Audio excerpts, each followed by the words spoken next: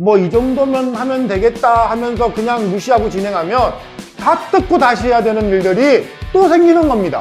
그런데다가 타일을 덧붙인다? 그럼 대참사가 나는 겁니다. 구축 아파트 인테리어에서 가장 중요한 공사를 꼽으라면은 오렌지블럭 인테리어 마스터 이코치입니다. 제가 지금 나와 있는 이 집은 서울 강동구에 있는 프라자 아파트인데요.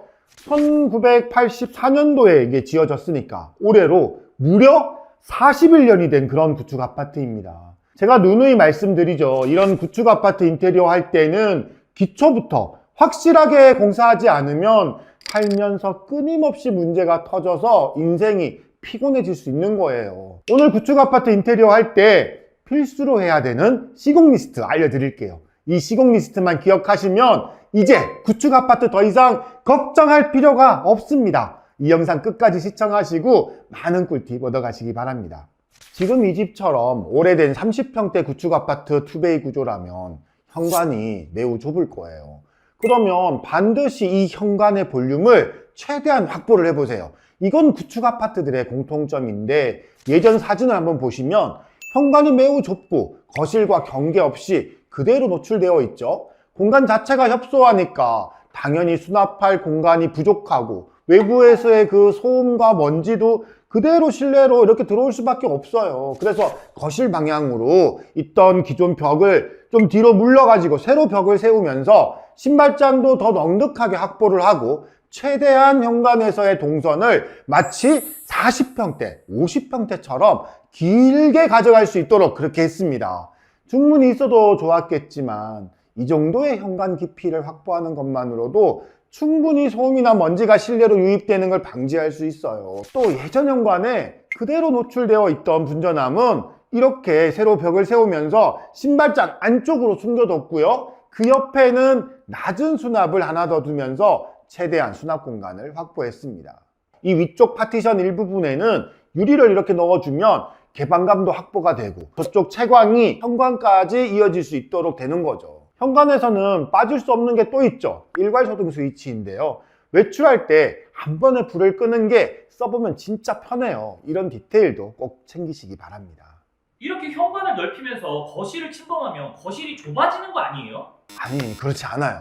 구축 아파트의 경우에 현관이 너무 좁기 때문에 이 신발을 수납하기 너무 힘들잖아요. 그래서 입구방 쪽에 이 가벽을 허물어 넓힌다든지 또는 거실 쪽으로 약간 침범을 시켜가지고 현관을 넓히면서 신발장을 만들면 신발과 짐을 수납하기 충분한 그런 현관을 만들 수 있어요. 대신에 거실을 확장하면서 그만큼 실내 공간을 확보하는 게 중요하죠. 그렇게 하면 전혀 문제되지가 않아요. 구축 아파트 현관 수납을 이렇게 넉넉하게 만드는 게 살면서 만족도 아주 높은 인테리어가 되는 겁니다. 구축 아파트 인테리어에서 두 번째로 놓치지 말아야 할 거, 바로 선과 이 면의 정리입니다. 옛날 아파트들을 보면 벽이라든가 또는 천정, 바닥 이런 부분들에 이 수평과 수직이 딱딱 잘 안 맞는 경우가 대부분이죠. 아파트 지을 때 콘크리트 슬라브에 우리 천정 den조 고정형 못을 박아놓고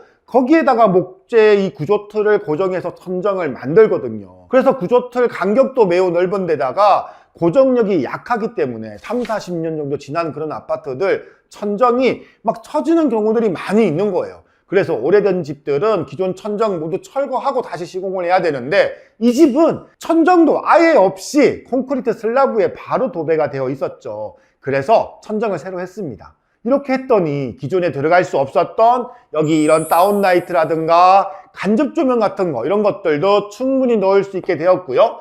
벽과 바닥도 마찬가지예요.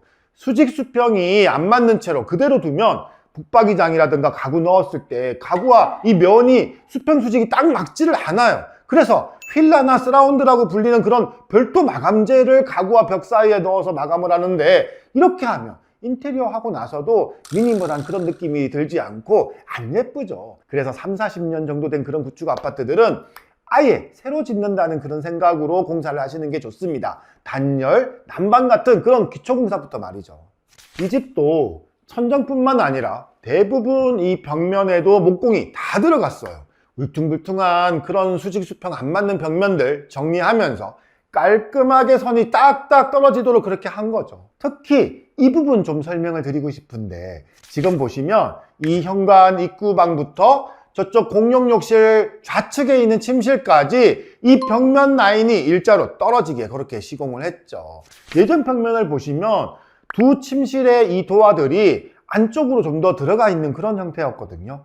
불필요한 데드 스페이스를 이렇게 없애고 기존 문들을 거실 쪽으로 빼주면서 주방의 영역까지 일자로 이렇게 선을 정리하는 디자인을 하니까 훨씬 이 공간들이 깔끔하고 넓은 느낌이 드는 겁니다.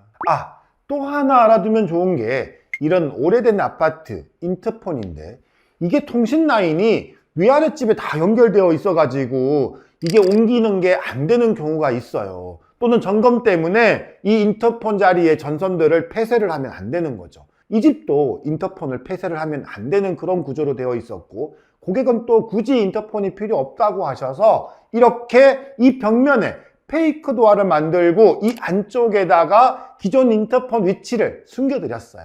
구축 아파트 인테리어에서 가장 중요한 공사를 뽑으라면은 저는 디자인보다는 일단 무조건 기초 설비 공사, 단열, 또 난방, 방수 같은 그런 공사들입니다.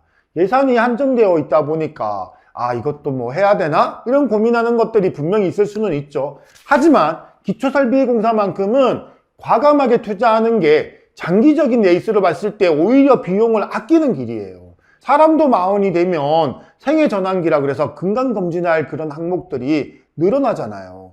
기초설비공사는 노후된 집이 요즘 아파트 부럽지 않게 제대로 기능할 수 있도록 만들어주는 필수 공사죠. 인테리어 하면서 기초공사에 대한 해당 지식, 그 개념이 부족해서 뭐 이 정도면 하면 되겠다 하면서 그냥 무시하고 진행하면 다 뜯고 다시 해야 되는 일들이 또 생기는 겁니다. 구축 아파트 기초 설비 공사, 이거 어떤 것들을 하면 되나요? 이거 해라 저거 해라 골치 아프고 어렵죠. 이 네 가지만 기억하세요. 첫 번째, 요즘은 옛날보다 사용하는 가전도 많고 고전력 기기들이 많아가지고 분전함이랑 이런 노후된 전선 같은 거 같이 교체해야 안전합니다. 단독 배선을 만들어야 하는 것도 많고요. 콘센트도 내가 사용하는 가전들을 미리 생각해서 위치를 잡아놓고 신설이나 이런 이설이 필요하다면 체크하고 시공해야겠죠. 목공벽을 치는 그런 작업이 있으면 콘센트 옮기는 거 별로 어렵지 않아요. 그래서 미리 확인해야 됩니다. 그리고 두 번째, 난방 배관, 급수 배관, 이런 금속 배관 녹이 슬고 부식되면서 문제가 엄청 많이 생기거든요. 보일러만 새로 교체할 게 아니라 난방 배관까지도 싹 교체하는 게 당연히 좋죠. 급수 배관도 새 걸로 갈아주어야 우리 집에 이 혈관 작업이 끝나는 겁니다. 세 번째, 몇 번을 강조해도 부족한 단열, 교차 시공, 밀착 시공, 밀실 시공으로 이렇게 제대로 단열 공사를 하면 추위나 결로 걱정 없는 그런 집이 되는 거예요. 마지막으로 네 번째, 샤시도 당연히 에너지 열 효율 1등급 창호, 노이율이 2장이 들어가는 그런 샤시를 기밀성 있게 시공해야 이 단열 효과가 높아지는 겁니다. 인테리어는 한 번 하고 나면 최소 10년, 20년 안에 다시 하기 힘들잖아요. 비용도 비용이지만 시간도 많이 들고 더구나 살면서 인테리어 하는 건 훨씬 어렵거든요. 그래서 공사를 할 때 제대로 디테일한 이런 부분까지 신경 써야 돈을 버는 겁니다. 30-40년 이상씩 된 이런 구축 아파트 주방은 되도록이면 큰 이 주방 구조 변경은 피하는 게 좋습니다. 원래 정해진 그 주방 위치를 크게 바꾸게 되면은 기존 배관의 이런 위치들 때문에 이 누수라든가 배관 문제라든가 이런 게 오히려 더 생길 수가 있어요. 그래서 큰 틀에서의 기존의 위치는 유지하면서 우리 가족이 좀 더 편리하게 사용할 수 있도록 이 공간의 효율성을 높이는 방향으로 설계를 하고 디자인하는 게 중요한 거예요. 예전의 주방 구조 한번 볼게요. 좌측에 일자로 이렇게 쭉 상하부장이 있고 반대편에 냉장고를 두고 식탁 자리가 이렇게 있었잖아요. 사실 30평대의 투베이 주방은 좌우폭이 이게 좁기 때문에 할 수 있는 주방 레이아웃 설계가 많지 않아요. 더구나 이 주방 측면에 이 벽은 인터폰이 있었는데 이 인터폰 옮길 수 없는 그런 구조여서 이 벽도 살려야 했던 거죠. 다행히 고객이 이 거실에다가 테이블을 두고 사용할 예정이라고 그렇게 말씀하시더라고요. 그래서 식탁 자리는 거실로 빼면서 11자형으로 이 주방을 확장하면서 레이아웃을 이렇게 디자인을 했습니다. 이렇게 11자형으로 주방을 배열할 때 중요한 게 가운데 이 통로 폭이에요. 주방의 앞뒤면을 다 사용하기 때문에 이 통로 폭이 좁으면 불편해지는 거죠. 지금 여기는 이 폭이 1100 정도 이렇게 나옵니다. 이 정도면 사용하시는데 전혀 문제가 없는 거고요. 음식하는데 또 불편함이 없도록 이 싱크볼 양옆으로 조리 공간을 넓게 잡아드렸고요. 이 상판 자재는 칸스톤 덴버라는 제품입니다. 컬러감도 고급스럽고 이게 내구성도 좋아가지고 오랫동안 문제없이 사용하실 수 있을 겁니다. 뒤편의 냉장고 자리를 보면은 이 빌트인 냉장고 좌측으로 고객이 기존에 사용하던 김치 냉장고가 이렇게 있죠. 그런데 이렇게 기존 냉장고들은 대체로 좀 뚱뚱한 디자인이란 말이죠. 빌트인 가전사이에 이런 애가 그냥 있으면 존재감이 튀어버리는 거죠. 그래서 옆쪽 수납장들을 앞쪽으로 약간 빼면서 김치 냉장고가 너무 튀어나오지 않도록 이 앞라인을 최대한 맞췄습니다. 물론 빌트인 가전으로 이걸 다 새로 사서 하면 라인이 딱 맞으니까 예쁘긴 하지만은 지금 이 주방처럼 이렇게 배열하면 뚱뚱한 냉장고라고 해서 무조건 버릴 필요는 없는 겁니다. 또 이쪽 끝으로는 홈바를 이렇게 넣어 드렸어요. 소가전들을 여기에 두고 자유롭게 쓰실 수 있도록 콘센트도 미리 이렇게 설계를 했고요. 이 집이 전체적으로 화이트 톤인데 여기 홈바하고 신발장 낮은 수납장 쪽에는 우드로 살짝 포인트를 줬죠. 이 가구가 영림에 나오는 소프 캐시미어에 포인트는 알토 캐슈넛 그 조합인데 과하지 않은 화이트 앤 우드 컬러 조합으로 잘 어우러지는 것 같죠. 오래된 구축 아파트 욕실에 아직도 타일 덧방 하시는 분은 이제 안 계시죠? 절대 그건 하지 마세요. 오래된 욕실은 기존 타일이 들뜨거나 깨진 부분도 있고 또 바닥 방수층이 제 기능을 못하고 있는 경우가 많아서 그런 거예요. 그런데다가 타일을 덧붙인다? 그럼 대참사가 나는 겁니다. 또 덧방을 하면 욕실이 좁아지기도 하고 바닥 높이 같은 게 올라오기도 하잖아요. 문 열고 닫을 때 슬리퍼 걸리면 정말 짜증납니다. 지금 여기 욕실은 싹 타일까지 철거를 하고 방수부터 제대로 다시 시공을 했어요. 그리고 원래 여기는 양변기, 세면대, 욕조 이렇게 있었는데 욕조는 따로 안 쓴다고 하셔가지고 철거를 하고 이렇게 샤워 공간으로 넓게 설계를 했던 거죠. 기존의 욕실 크기가 그렇게 넓지 않았어요. 그런데 이 샤워 폭이 이게 너무 좁아가지고 씻을 때 자꾸 벽에 부딪히고 이러면 불편하니까 이 세면대 위치를 샤워 공간 뒤편으로 이렇게 레이아웃을 좀 바꿔서 옮기면서 최대한 이 샤워 공간의 좌우폭을 확보를 했습니다. 타일도 작은 타일이 아니라 600에 1200각짜리 대형 타일, 요 어두운색 쪽 그레이 타일을 조금 고급스럽게 이렇게 시공을 했고 벽 상단에 간접 조명을 이렇게 배치를 해가지고 호텔 같은 그런 고급스러운 분위기도 연출을 해봤습니다. 가성비 때문에 덧방을 생각하시는 분들도 계시잖아요. 덧방하면 얼마나 아낄 수 있나요? 덧방하면 거의 뭐 방수 철거 다 하면 한 150만 원까지는 아낄 수는 있어요. 그런데 그 비용 아끼는 것 때문에 나중에 이게 물 새는 거, 뭐 타일 떨어지는 거 이런 거 생각하면 골치 아프고 비용 나중에 더 들어가게 되는 거예요. 집을 1억 공사 하는데 아니 그 150만 원이 뭐가 중요하죠? 구축 아파트는 마음 편하게 제대로 올 철거한다고 생각하고 하시면 되는 거예요. 여기가 30평인데 구축이라서 화장실이 하나잖아요. 혹시 이런 구축 욕실 2개로도 만들 수 있나요? 그럼요, 있죠. 이런 30평대 오래된 아파트들 화장실 1개인 경우 많은데 안방 공간을 좀 더 활용을 해가지고 화장실을 2개로 만들 수가 있습니다.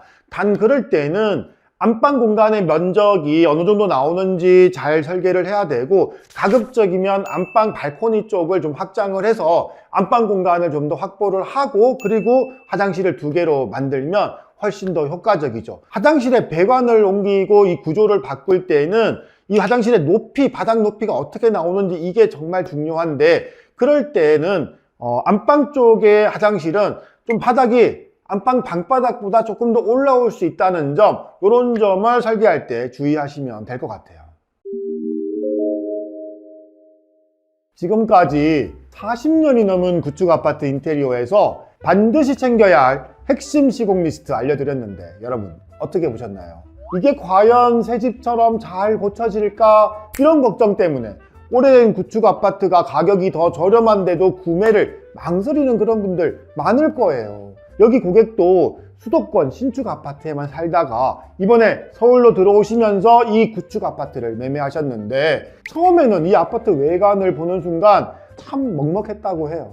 근데 지금은 아파트 들어올 때는 외관 때문에 마음이 좀 우울하지만 이 집에 딱 들어오는 그 순간 이 집에 오길 참 잘했다, 이렇게 공사하길 참 잘했다, 이런 생각이 든다고 하십니다. 오늘 영상이 구축 아파트에 대한 이런 여러 가지 걱정을 들어드리는 그런 참고서가 되길 바라고요. 혹시 궁금한 사항이 있다면 언제든 댓글 남겨주시기 바랍니다. 오비엔 이코치였습니다.